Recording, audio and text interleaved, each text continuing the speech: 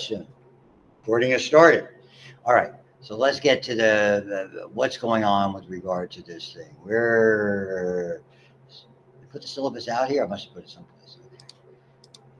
Here we are. Yeah, there we go. I'm presenting to everybody. So you should be able to see. Hopefully, be able. I should be able to record and see that screen with all those things. So this is what we're looking at. We just Dr. Buxton threw this together. I did not, and I have a question to ask you about it. I'm sorry. With regard to doing it, obviously it's the time we meet and where we're meeting, etc., and our contact information. I didn't have my office hours in. I'll get them to you, but typically I'm much more around on Monday, Wednesdays, and Fridays, and I'll get these to you between 11 and 1 and 1 and 2. Just sort of I beg pardon, typically between 11 and 12, certainly between 1 and 2, because that's the natural break I have in my classes. On Monday, Wednesday, Friday, the emails are there. This is that little textbook. I did what you should be doing if you're going to get this. Just go on Amazon and get a used copy. $20, cheap. You'll be able to find it pretty easily. I mean, they've been around forever. That type of thing. With regard, and so this was really, this is our plan. And this is the point of discussion that he and I discussed yesterday as we met briefly. Effectively the grading, which is usually the major interest to students that are there. There's 5 grading vehicles. We're willing to listen to how you want to weight them. My basic thing is if you have 5 things, you weight them equally. So there's a midterm and a final 2 exams. We're going to make them objective in nature. I prefer objective exams if you're familiar with micro. The idea of objective, because those are the kind of exams you take when you do licensure. So that's my whole thrust when I do, and mostly nursing students and pre-med students. You have to understand the nuances of objective examinations and the potential complexity. Because as much as a lot of students have the ability, well, I could explain it to you and understand it. That's all well and good, but that's not how they license you. So you have to, even though you might be competent, you have to be competent in those examinations. So that's really a significant feature with regard to things. So we will have a midterm and a final that will be composed by that. I'm sure we'll develop a study guide and let you know what's ever on and all that type of stuff. So, and roughly we put it in this week 7, week 14 thing. Will be 2 case studies. We've gotten some materials with regard to case studies are fun. Case studies are also relatively, the way I suspect that they're going to be, as long as they're completed satisfactorily, they'll be easily available points. And the same thing with a presentation. So there's 5 vehicles. I wanted to weight them equally. If you would prefer to put more emphasis on the exams than that, you should let us know. Think about it. So think about it, and then we can go from there. Because when I see you again Thursday, we'll be able to do that. Understand, I plan to be here Thursday. My wife is unhappy because usually I'm home on Tuesdays and Thursdays. So I've left her with a very large canine. 9-month-old puppy who's very big. Yeah, it's compulsory. This is it's one of the bad things I do. Where did I put it? View recent photo. Is this it? Yep, there he is. He's not the green one. He's the tan. It's an Irish Doodle, 9 months plus. Very large, very long, elongated dog. Like on his hind legs, he's as tall as I am, which is problematic at best.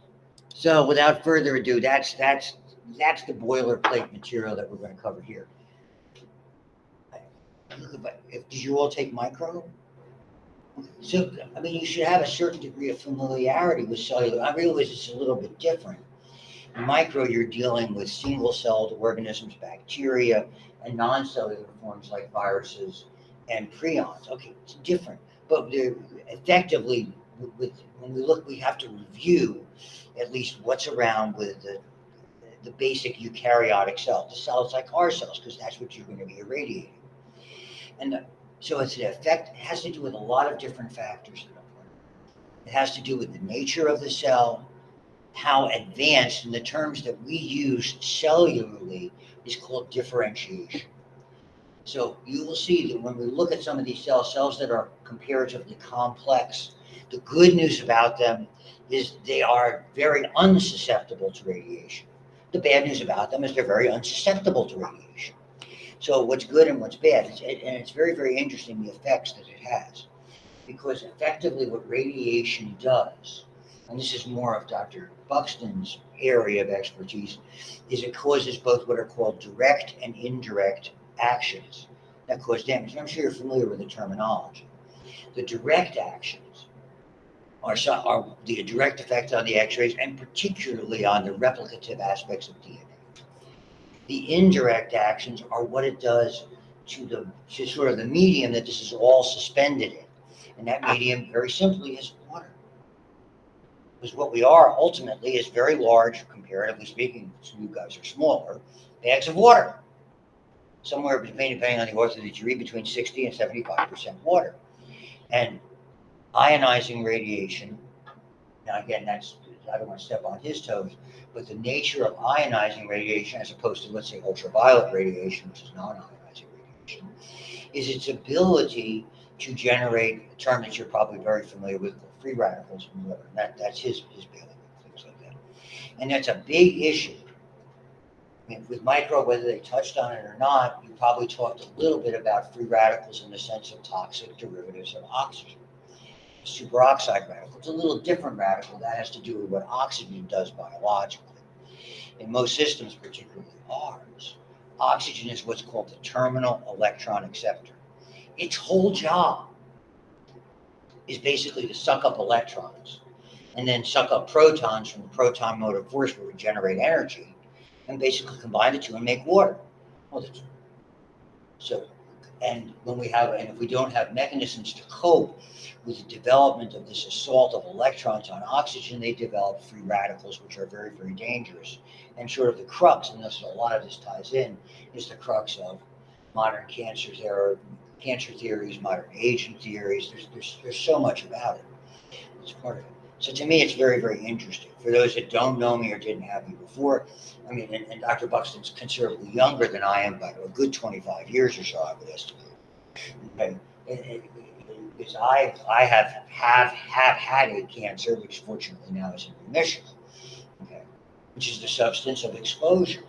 Except my exposure wasn't radiation, my exposure was cigarette smoke for a great deal of time, for 40 years, 2 packs a day, which only a total idiot would do. Complete and utter fool would do that, yet I did that. And most people consider me somewhat intelligent. The reward for that was not lung cancer, thankfully, because I probably wouldn't be giving you the lecture today. It was bladder cancer, which believe me is no picnic whatsoever. Not that any of them are, but it's the idea. So whether it's environmental sources, a la smoking or alcohol, or radiation sources, but it's interesting to me that we use radiation. Radiation induces the problem, and yet we use radiation to treat the problem. And therein is sort of where the jumping off point, I think, for understanding what the idea of these cells are, because not all cells are created equal. Cells that are relatively uncomplex, cells that replicate themselves very, very rapidly, are extraordinarily susceptible not only to cancer, but to the effects of radiation. And indeed, that's where most of our cancers come from. Are cells that are what we call, relatively speaking, undifferentiated. That's the critical term. Is that a term you're familiar with already? Or no? Yeah, yes or no, that's fine. That's why I'm here to get an idea. If you hear about stem cells, those are precursor cells. Almost all of our cells, by and large, come from a stem cell line, don't use the terminology twice, and provide the framework for cells. And as they begin to mature and advance and replicate, they subtly begin to change. Those changes give them an identity. It is that, so if we do it very elementary, for instance, okay, one of the things that folks do, just to get off the topic a little bit, and I'll bring it back home because it's relevant to me, okay, is we will very often collect cord blood. We collect cord blood when a baby is born, okay, because it will be comparatively rich in what are stem cells, really what are called mesenchymal cells. So they can collect umbilical cord blood because you can utilize that down the road, potentially, to try to, as the technology improves, begin to make new things when we begin to grow our own organs. I mean, I got a text from my oldest yesterday about the transplanted heart that they did from a pig. You guys see that? No, okay. They transplanted into a human a heart, a pig heart that had been grown. And so I didn't get a chance to read the article. But the relevance of the cord blood is it's rich in stem cells.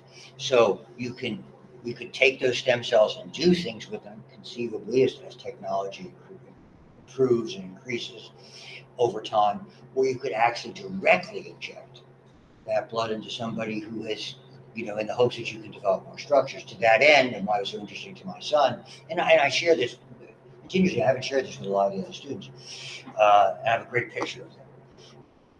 It's a grandpa thing. Oh, thank you. You want to see it? Thank you very much. It's a very nice of you, and it's relevant to one of my favorite topics. Where'd it go? Oh, heavens to Betsy. Wasn't here. There should be another picture. Recent photo. Is this it? Yeah, here it is. Son, daughter-in-law, we'll keep her. Let him go. At the game in Jacksonville, because he's stationed at Mayport. He's an officer of the Navy. And their little girl, that lovely little girl, aged 4.5, unfortunately had a pediatric stroke. Okay? Was recently received an injection of cord blood at Duke University in an effort she's doing great, by the way, even before that, just to try to reach them, but she has, the problem is very limited function on the right side. The stroke affected her left side, and affected her more so. So there's some inherent physics, but her cognitive capabilities and her communications and everything else have done extraordinarily well, thanks to my daughter-in-law, who's a pre-child educator, has a master's in pre-child education. Wonderful. So they won tickets to the Jacksonville game at her preschool because it's in Jacksonville address, and went to the game. We're all ready to get Indianapolis clobbered in Jacksonville, but stranger things have happened. So just some of the side notes. So that's a little bit of anecdotally why these things are interesting. So we have these cells that are highly undifferentiated stem cells that can form almost anything in the hopes they're going to reform some of our nervous system. And then we have cells that are extraordinarily well developed and can't change. As a matter of fact, they can't replicate because we don't repair ourselves, we replace ourselves. So if you get a cut or a scratch, thanks to the dog, the puppy, okay, who explores the world through his mouth, it's going to go away. But what happens, there's an injury, there's inflammation, it stimulates cellular replication. Eventually, it replaces the cells in the integument, in the skin, and in the areas underneath. Does it all the time. If it gets areas where there's not a lot of circulation, you can generate scar tissue. So if you have, whether it's a surgical wound or just a bad wound or something, you had to go to the ER and have stitches, same thing. So there's a lot of those things that go around. So there's a lot of interesting stuff that goes along with this. So allow me to get back here and just show you a little bit about the cell. So a lot of it will be refreshers, very often week 1 is, and we'll try to go from there. So this is on week 1 of your Blackboard, which you should have. Is it open to you? It should be available. Yeah, cool. And because I started loading it, and Dr. Buxton's more technologically glib than I am, and you may or may not have seen these before. So, we're made of cells. That's what this says. So, so this is just telling you what's going on. You're dealing with us. We're made out of cells, and all cells come from other cells. And so understanding what's going on in the cell, particularly for us, we want to look at what's going on, particularly with regard to the DNA itself. To be able to look how DNA is assembled, why it's so fragile, and what happens with that fragility. If you had micro, most of the micro classes, I know I do it, they do a thing with microbial genetics. So you learn about missense and nonsense and silent mutations. Is that ringing a bell? Cool. So that's part of it. Diversity issues with regard to cells, size, shape, different components. So they're all not necessarily created equal. And so that immediately, and you're going to see the nuances as we've been exploring this textbook, also has to do with how the cells are put together. When cells are put together in groups, we call them tissues. So cells are individual components, but very few cells exist individually. Red blood cells, white blood cells, sperm cells, egg cells, but other than that, they don't exist. They basically group together, and we refer to that anatomically as tissues. So we look at what's going on in tissues, and then the degree of oxygenation, the degree of circulation. So some of those factors are going to make it more amenable or less amenable to the impact of radiation. So that's all part of it that goes on. So here's, I mean, just it's horrible because I can't see this as well as you can see. So you can look at oddball cells, red cell. The red cells, but so if you said to anybody, what does a cell have? Everybody would raise their hand and go, nucleus. Red cells lost their nucleus. They don't need it. The nucleus was superfluous. Once it formed all the hemoglobin, they lose all of their organelles, all the little interior components, because it has one job, carry oxygen. That's its job. So, as you might guess, since it's bereft of DNA, this is not something that would be impacted, let's say, by radiation. Probably not. Maybe perhaps indirectly so, but not directly. And so you can see these types of things. Fibroblasts are an elementary cell that make up, they're sort of the framework for the connective tissue that we have. Things that make up everything from ligaments and tendons to fatty tissue, those kinds of, and we're going to look at those. So, but they are very close to a stem cell. They would certainly be affected. And of all the cells that are affected, the ones that are affected by far and away the most commonly are lining cells. The name that we give to lining cells are epithelial cells. And you can tell what they are. If I said to anybody who had, I was going in for, let's say, chemo or radiation therapy, what are the things that you tell them about? Okay, they're going to have vomiting and diarrhea, GI symptoms, irritation of their skin, they're going to lose their hair, right? Difficulty talking. That's all because the lining cells are affected very, very rapidly. Because cells that rapidly reproduce, read that as cells that are not particularly well differentiated, gobble up things in the environment faster than anything else. They gobble up nutrients because they're replicating. Some of them are replicating on a daily basis. I mean, your entire gastrointestinal tract, stomach, small and large intestine, those cells are entirely replaced every 3 to 6 days. Billions of cells every day being replaced. And so they gobble up all the nutrients that are available. So if you put poisons in the nutrients, they'll gobble them up. That's cancer chemotherapy. If you put radiation and expose them to that, they're going to gobble them up. So they are the more susceptible agents. So we look at the lining cells. That's really something you have to look at very, very closely. But when we get to cells like this, muscle cells, a muscle cell is a very advanced cell, whether it's a skeletal muscle or a smooth muscle cell. Smooth muscle cells, perhaps a little less so. But there's so much intricacy in that they once they are formed, they do not replicate. They might get larger, they might get smaller, they might even disappear if they don't have a blood supply or after an injury, or if they're injured, they'll become scar tissue. But other than that, it's extraordinarily rare that we see changes in them, and so those are tissues that effectively don't become cancers. Not pictured here, cardiac muscles would be in the same boat. Pictured here, nerve cells, same boat. Very highly advanced, we call highly differentiated cell. So those are important because they're resistant to the effects of radiation, certainly directly, and to some extent indirectly because of that degree of differentiation, because they are so advanced, sophisticated. And that will bring us to something, and I'm sure you studied it before, but have you studied it here at the university, the cell cycle? That's that whole, you remember that, like all those different phases, prophase, metaphase, anaphase, telophase, which I like to call PMAT. This helps me remember it. I like those things. Don't repeat this, but my wife thinks I'm a little. In Yiddish, we have a word for it, meshuggah. Not familiar with Yiddish? It's meshuggah. Sugar means crazy. It's a wonderful, it's a lost language. It's actually Middle German, okay? Because Jews in Europe were forbidden to speak Hebrew because it was the language of prayer when there was a lot of oppression. And this wasn't just Nazi Germany, this was prior to that. In Russia, waves of immigration, historic.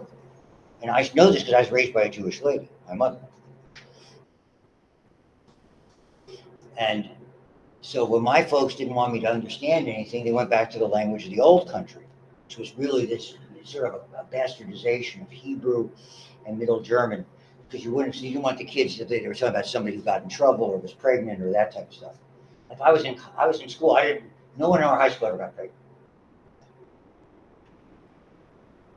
They just went away to live with their aunt for a semester.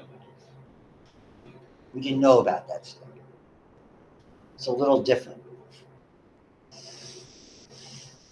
My daughter was in high school. She said she did a count one day. She said 23 girls were walking around pregnant at Fox Chapel High School.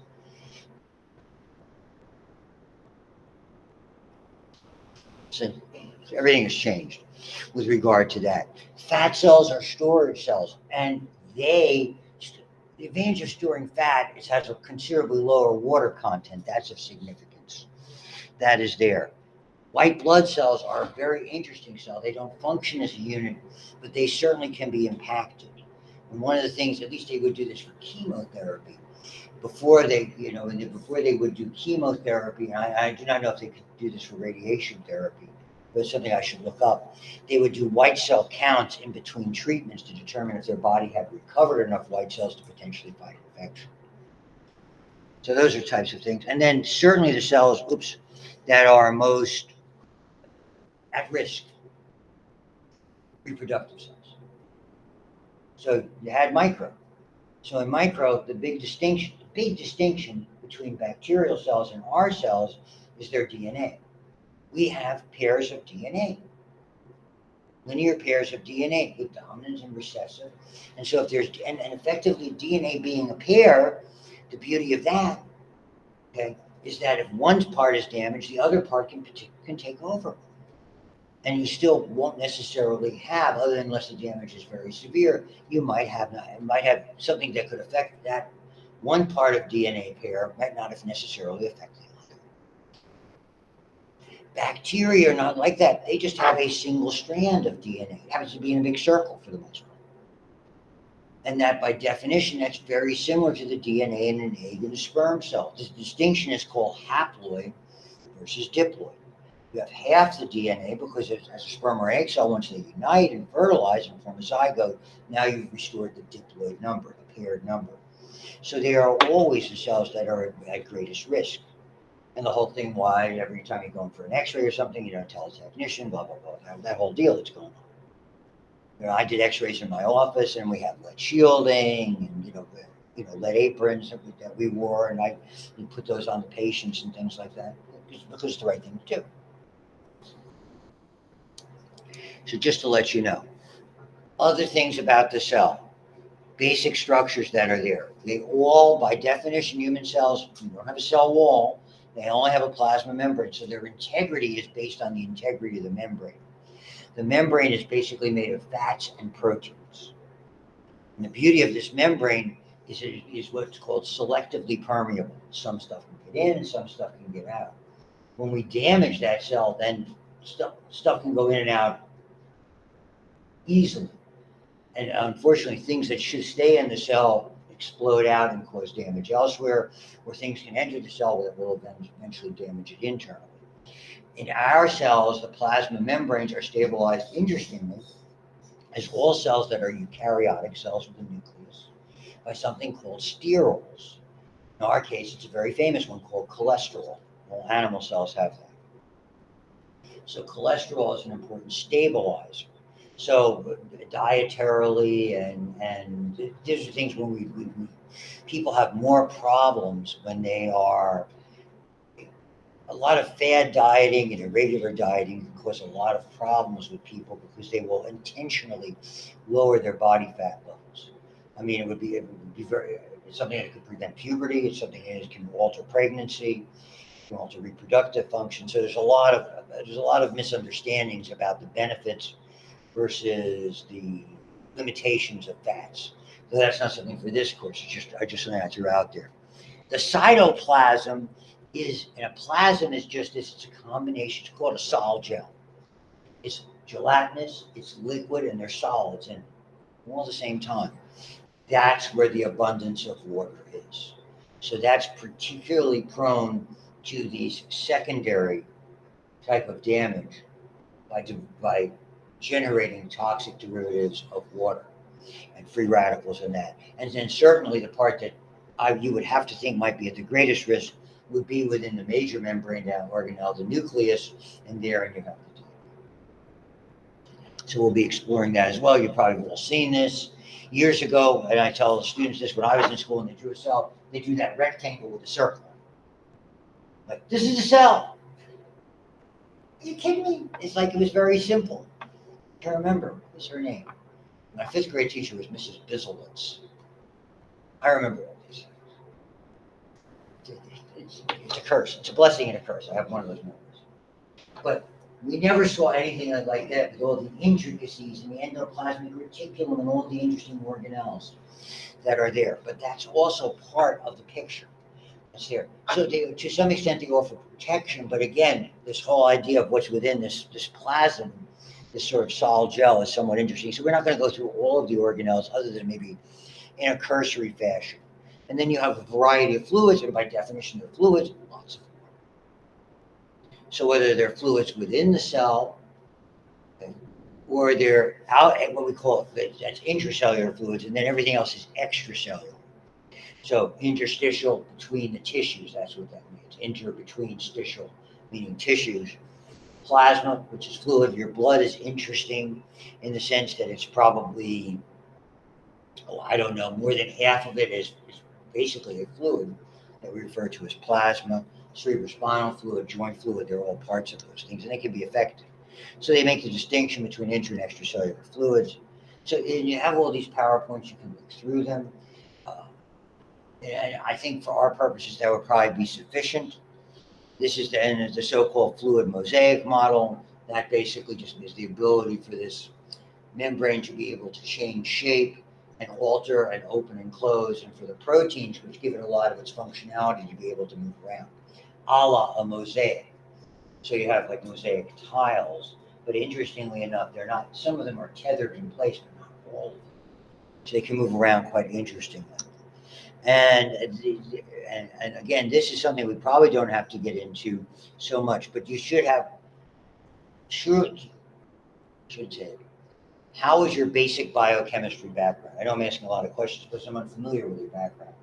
Like basically, the idea of what makes up carbs and what makes up nucleic acids and nucleotides. How is that stuff?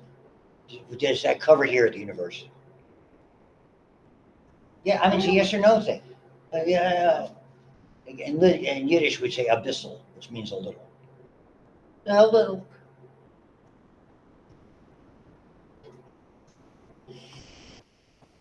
I'll probably have to go over it. But to understand, this is what they're talking about. The idea of these fats, an interesting fat called a phospholipid makes of the membrane, and certainly cholesterol, which we acquire not only through diet, but we make it from other fats that we ingest. Proteins, which are functionality. And the interesting thing is we're going to be talking a lot about DNA. Your proteins are based on your genetic code. Your DNA makes your proteins, and you are what your proteins say you are. So whether you're like me, vertically challenged, it's the height weight charts. I've looked at those big frame. So, I'm 5'8.5". And, I weigh about 200 pounds. So I'm supposed to be 6'4". So I'm not heavy, I'm vertically challenged, not horizontally challenged. Just saying. See, it's considered appropriate to laugh, not necessarily hysterically, but at least to tacitly give the aging professor something that they could appreciate. Thank you very much. Okay. So proteins are there, fats are there, and we'll get to the nucleotides, which by far are the most, and carbohydrates play a very, very interesting role. carbohydrates, and these are another thing that can be distorted when cells are distorted. They're all about recognition. Your immune system recognizes your cells based on chains of carbohydrates that protrude. You saw the name previously here. It's called a glycocalyx. Glyco means sugar, calyx means shell. So it's a shell of sugar, and these different sugars are your immunological signature.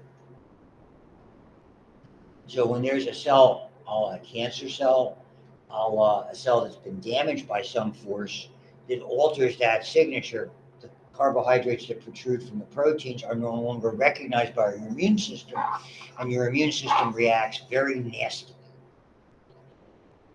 very aggressively to that. And then and this is just giving you an idea of the Barrett. I'm not going to be doing all of those. This is just membrane, and the composition of these proteins is such, and I'll do this loosely without having to go through all of this stuff. Proteins provide passageways for transport. The proteins are how cells signal to one another, and imagine if these mechanisms are distorted, the wide-ranging effects they can have. Because and when they talk about signal transduction, when you transduce something, you change it from one form to another. So we do this all the time. So if you're at home and someone knocks on the door, rings the doorbell, you go down and answer it. So that's something from the outside that's influencing an activity on the inside. Or you could be like me, driving along, and all of a sudden you go through a red light, and you're looking around, seeing if there's going to be flashing lights that are going to be coming after you. Right? And if there are them, then that's going to influence your activity. So these are things that don't enter the cell, but cause alterations in the cell on its interior by creating more or less a chain reaction just on the interior aspect of the membrane that are there. And we have these in our digestive tract where it helps us digest foods. They have enzymatic activity. These are the ones I was talking about, these short chains of carbohydrates. Most of the carbohydrates that you'll see in these diagrams are represented by hexagonal figures, little six-sided figures. They are subtly different. So they're change of basic carbohydrates, glucose, fructose, and galactose. Those are the three basic things. And what your body does if you ingest those, as we do, from a nutritional standpoint, we basically convert them to glucose because that's our principal energy source. But our altered chains are set up genetically, and effectively what happens, our immune system rolls over these cells. The immune system is constantly rolling. It's not a visual thing, it's a cell. So if it rolls over something that looks like this, it recognizes it, it rolls over it, it doesn't attach to it.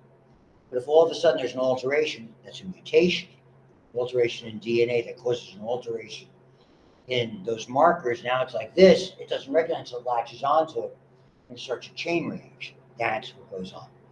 So we're wearing these masks because of COVID. Okay.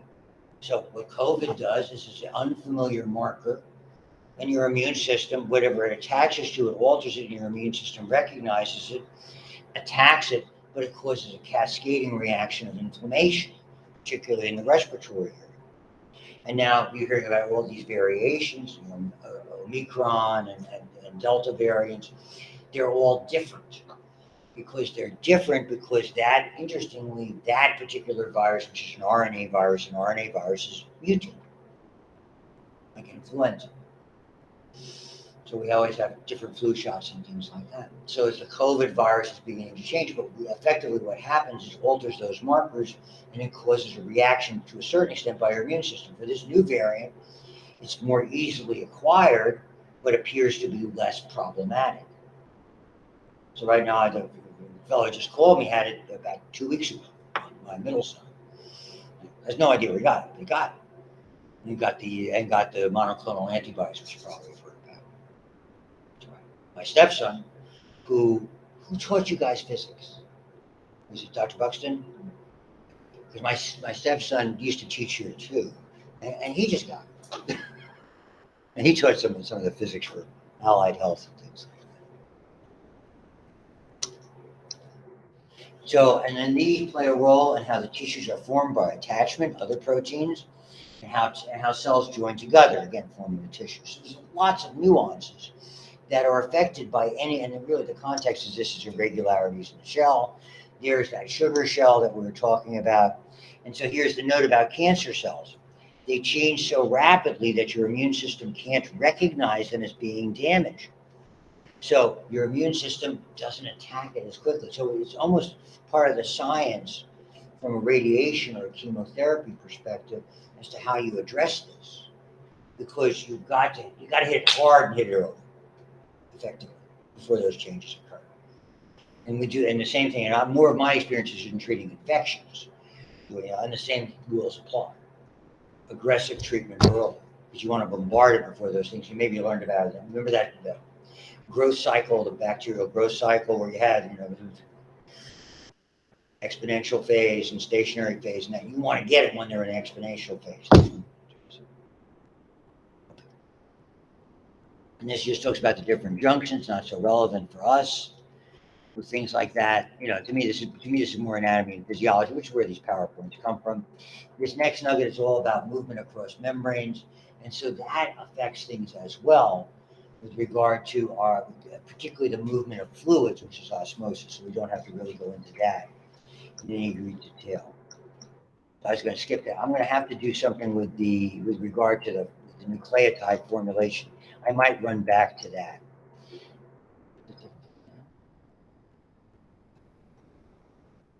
Trying to think. Yeah, this is the whole, just to give you an idea, the whole idea of movement across water and those barriers is so important because we're so dedicated to water, and there's so many things that occur. In your field, so let's say you would be the person administering, let's say, a CT scan, correct? So last time I had one done, I was over at Allegheny Health in Wexford, and I was having one done. This was vis-a-vis the cancer that I had. Okay, so I don't know where the young man, by my standards, did that, but he started the IV, something you would do, correct? And all the precautions and things like that. So what's in that IV? Have you started working with those? Not yet, because you're not doing the clinical aspect. When does that come?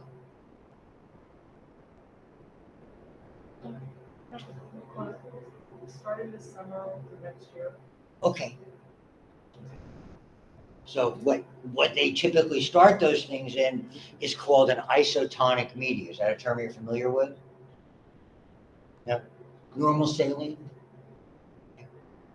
For instance, the whole idea of that is it is balanced. So it has the appropriate concentration of solutes to solvent. That means that it doesn't necessarily, and in this case, it's just salt. It's water with a pinch of salt. But it mirrors the concentration of, let's say, our plasma, which has a variety of different electrolytes, has proteins, has a variety of other elements in it, but it's all about the number of particles that are there. So when you would administer one of those, whatever you're putting in intravenously, you use something that's isotonic, because what happens if you do not? We don't want to have force water into the cells because they can damage them, or suck water out of the cells because it could shrink them. That's the whole idea. Now, for you and I, I'm wishing that this would happen on a particularly hot day, unlike this morning at 10 degrees, walking a very large puppy named Lincoln. Very cute, isn't it? So you're working outside on a hot day, you come in, you're dehydrated. Basically, you rehydrate. Most of us rehydrate just with water. Young, healthy individuals, your body can compensate for the electrolytic imbalances. Babies and senior citizens, less so. So you're much more concerned about electrolyte irregularities. So that's where Pedialyte would come in for an infant. And maybe something, and a lot of people, to be fair, use sport drinks, which are which are replenishing the electrolyte simultaneously. Originally Gatorade. When I started in college, Gatorade had just come out.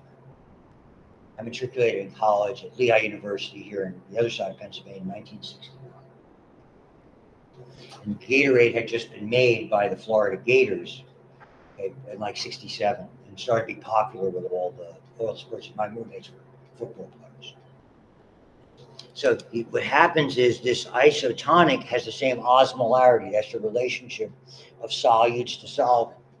So salt happens, it makes sodium chloride. When you put it in water, it doesn't make one salt, it makes two particles, a sodium and a chloride. Okay. You put sugar in water, it makes one sugar. So it has to do with the chemical composition as to how many particles it becomes. And they're showing you that there. And this is what happens. So if it's isotonic, cells don't alter. If it's hypertonic, like seawater, it sucks the water out of the cells. They crenate and they become non-functional. And if it's too much water, overly hydrating, cells explode. You don't see them just swell, boom, they pop. Real quick. That's everything on that. Now, I don't think there's a whole lot in that second PowerPoint that I loaded. Yeah, this is more of the electrical activities. I don't think it's quite as relevant for our purposes that are there. Let me look through. This has to do with energetics and things like that. I want to get to the DNA portion of the program. Let me go this way.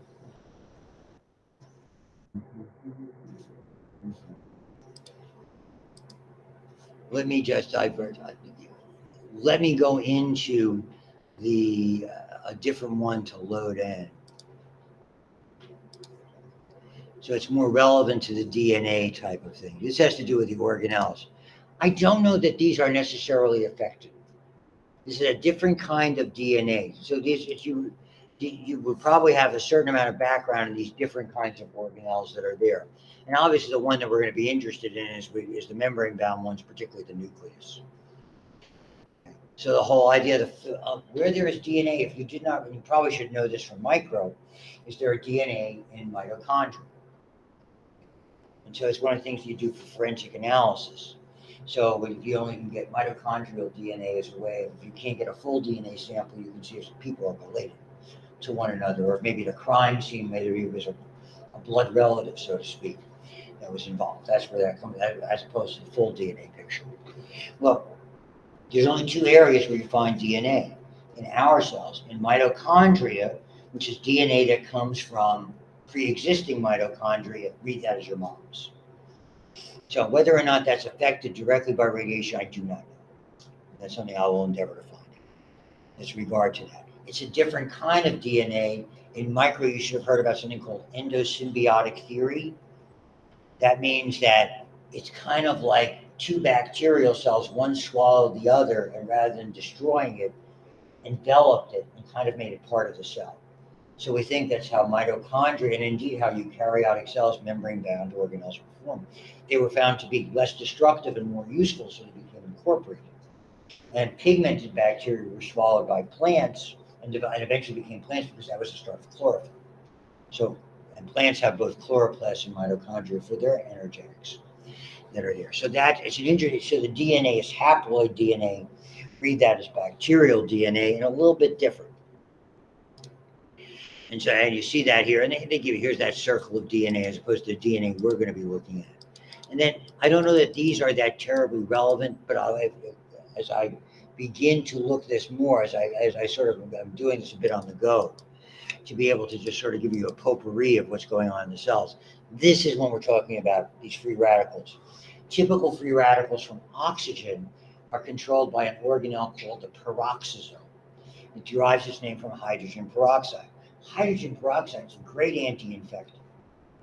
And it evaporates, it's biocompatible, doesn't hurt the environment. So all it does is it evaporates into water and oxygen gas, and we can use both of those. But the problem with peroxide, why it damages things, is it has free radicals in it. So interestingly enough, what we do is we take the toxic derivative of oxygen, called superoxide radical, convert it to peroxide, and then eventually convert it to water and oxygen gas. So they become very relevant because this is one of the mechanisms that your body does have to deal with free radicals, some of which that'll come from water as well. So that's part of it as well. And that will sort of end today. And I'll leave you, so you should probably take a quick look, see at this when I get down to the end. Come on, baby. So let's leave it here, and we'll pick up our discussion with regard to the nucleus, and particularly with regard to the assembly of this, with regard to the DNA molecule. I'll start there, and then I'm going to try to cook up some background stuff on those building blocks, nucleotides, and things like that. So thank you. We'll see everybody on Thursday. We're going to probably do alternate weeks. I think I said that. So you're going to have my colleague with the British accent. Forgive him, he's a Liverpool fan. He's from Liverpool. Manchester United fan. His team's better than mine. What are you going to do? Goodbye, everybody. Thank you.